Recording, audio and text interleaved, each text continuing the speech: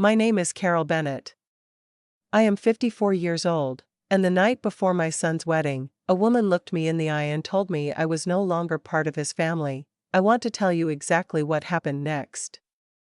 I want to tell you why I stayed home the following morning, why I sat alone in my kitchen while the church bells rang without me, and why by noon that same day, the wedding had collapsed completely, not because of anything I had done, but because the truth had finally run out of places to hide. But first, let me take you back to the night it started. I had driven to the rehearsal dinner venue to drop something off, a scrapbook I had spent 3 weeks assembling. Every page was a chapter of my son Thomas's life. His first day of school. The gap-toothed smile from 2nd grade. His high school graduation, where he had looked out at the crowd and found my face before anyone else's. The acceptance letter from law school, which I had read so many times the paper had gone soft at the fold. I had made it for his fiancée, Claire. I wanted her to understand who she was marrying, not just the man in the expensive suit, but the boy who had been raised on sacrifice and love and nothing else. Claire met me at the door. She was stunning, as always. Perfect posture, perfect composure, the kind of beauty that photographs well and gives nothing away. She did not look at the scrapbook. Instead, she leaned close enough that only I could hear her, and she said, "After tomorrow, you are not part of this family anymore." I blinked. I genuinely thought I had misheard her. "Excuse me?" Her expression did not change. "You heard me," she said. "You raised Thomas. That part is done. Tomorrow he becomes my husband and my family. You are extra weight he does not need to carry. Do us both a favor and do not come." I stood there holding that scrapbook, 30 years of a life I had built around one person, while the woman who claimed to love him told me I was disposable. She patted my arm once, lightly, the way you touch something you are setting down, and walked back inside. I do not remember driving home. What I remember is sitting on the edge of my bed at midnight, staring at the scrapbook in my lap, my hands shaking too badly to turn the pages. And somewhere beneath the heartbreak, a quiet, cold certainty forming. If she wanted me gone, then gone I would be. The next morning, I stayed home, and by noon, the whole city knew the wedding had not happened, not because of me, because of her. Before I tell you everything, tell me something first. What time is it where you are right now? And where in the world are you watching from? I want to know how far this story travels. To understand why Claire's words landed the way they did, you have to understand what it cost to raise Thomas alone. His father left when Thomas was 6 years old. Not dramatically, no argument, no final confrontation. He simply packed a bag one evening while Thomas was asleep, left his keys on the kitchen counter, and drove away from the life we had built together. I found out he was gone when I woke up the next morning and the other side of the bed was cold. Thomas asked about him for months. Every evening at dinner he would look at the empty chair and ask when his dad was coming back. I never had an answer that was both honest and survivable for a 6-year-old. So I told him his father loved him very much but had to be somewhere else for a while. I told that lie so many times I almost believed it myself. What I could not lie about was the money. Or the absence of it. I worked double shifts at the hospital administration office for 11 years.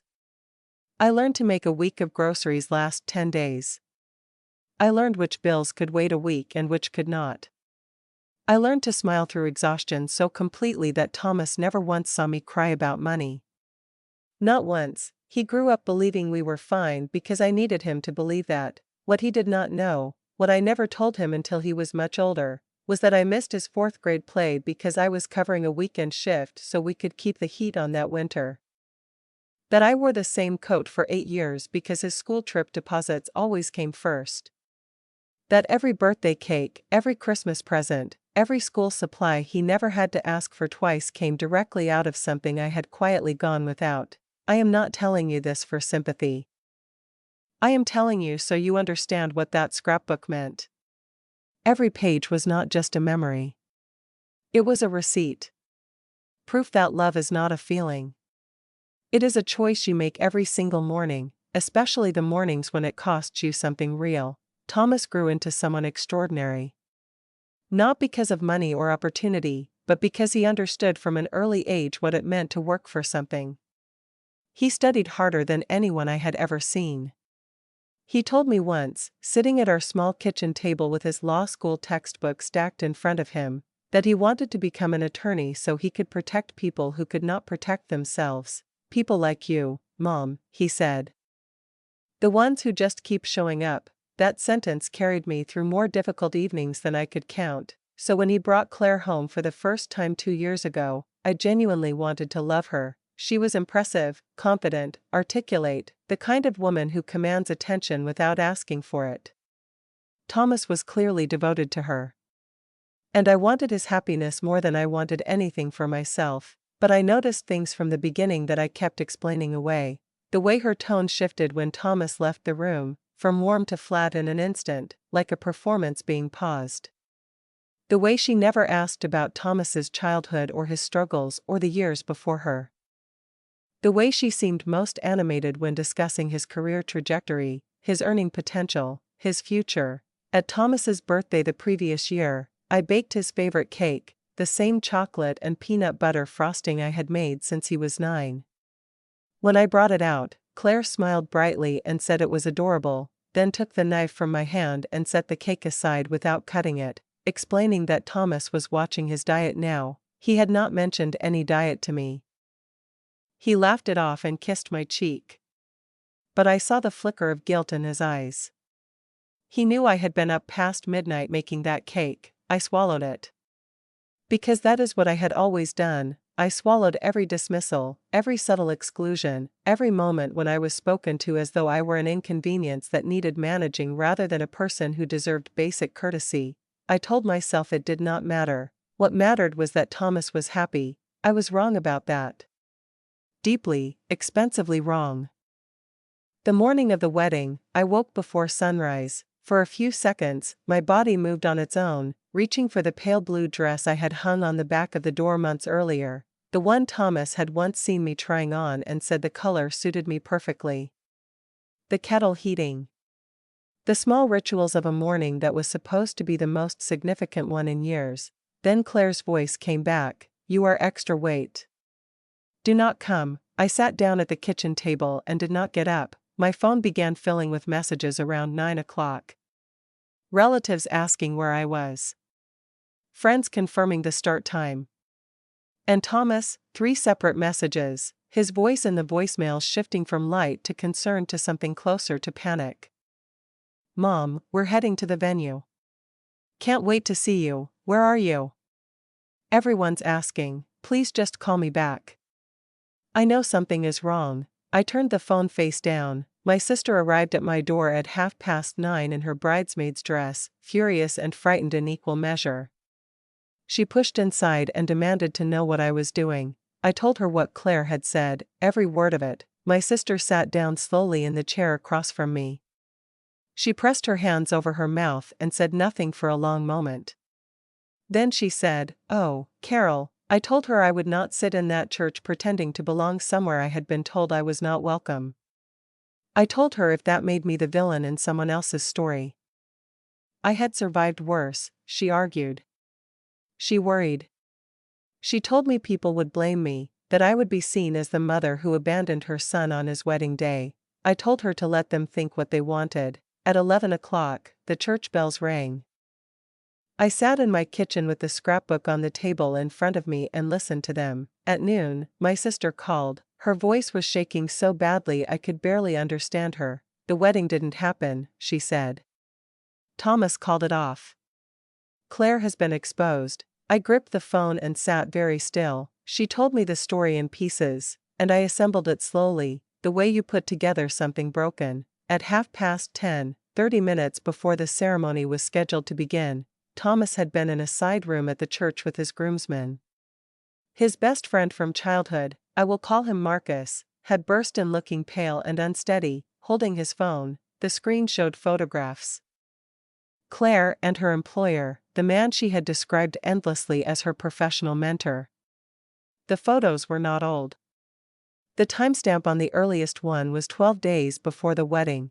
Thomas's face had drained of color completely. Marcus told him a neighbor had sent them. Someone who believed Thomas deserved to know before he made a permanent commitment based on a lie. In the minutes that followed, other things began surfacing.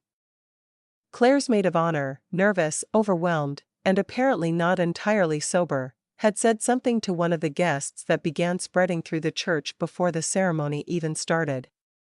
What she revealed was not just that the affair had been happening. It was that Claire's family had encouraged the engagement specifically because of Thomas's career. Her father's finances had been in crisis for years.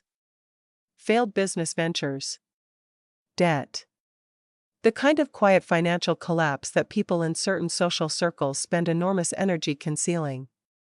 The prenuptial agreement, which Claire had insisted on drafting herself and which Thomas had skimmed but not studied carefully, contained provisions that would have redirected a significant percentage of Thomas's income into joint accounts under her father's partial control in the event of a divorce within the first 5 years.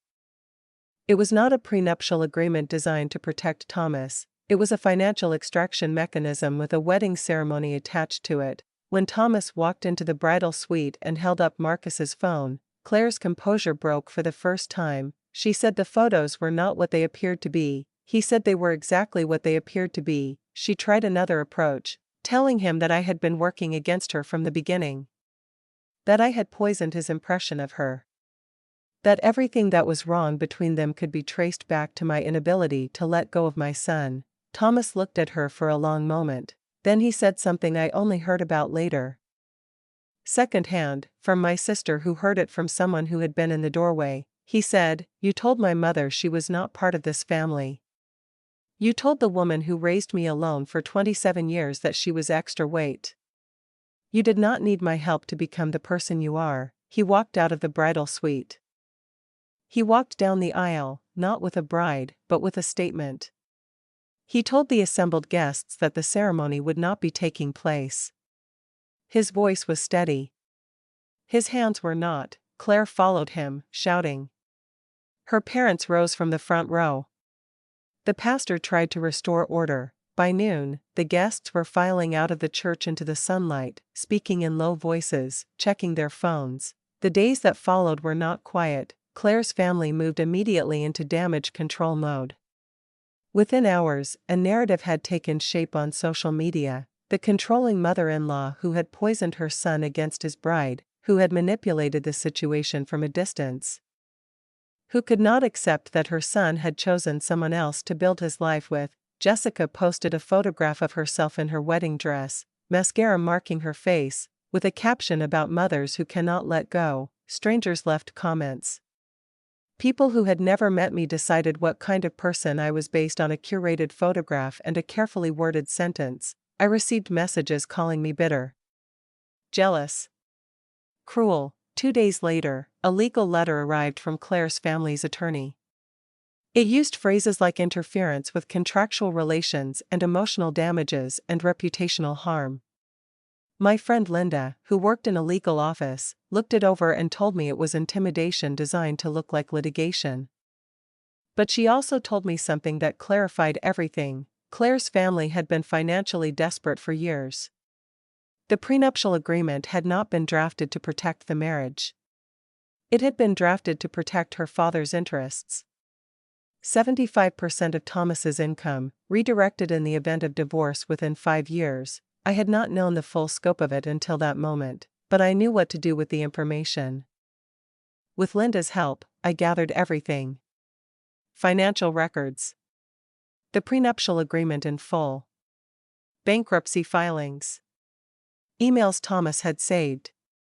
A paper trail that told a story very different from the one Claire's family had been performing in public. 2 weeks after the cancelled wedding, Claire's family hosted what they described as a reconciliation dinner at a hotel downtown. They invited Thomas. He told me about it and asked me not to come. He was worried I would be ambushed. I went anyway. I wore the pale blue dress. I walked into that hotel dining room, set a thick folder on the table, and opened it. I pointed to the prenuptial clause that would have transferred most of Thomas's future income to accounts partially controlled by her father. I named the bankruptcies.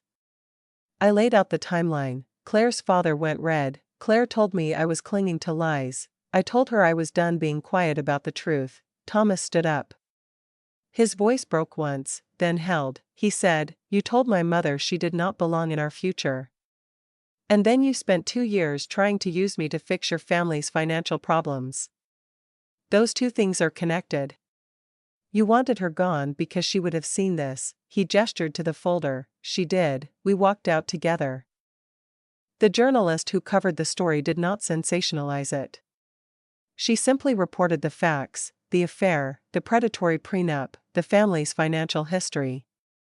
What had been a social media narrative about a jealous mother-in-law became, in the space of a single article, a story about a woman who had been targeted for her son's earning potential. The comments changed. The sympathy that had been denied me arrived quietly, and then all at once, Thomas threw himself into his work. He found his footing. And slowly, not all at once, not in any dramatic moment, he started to smile again.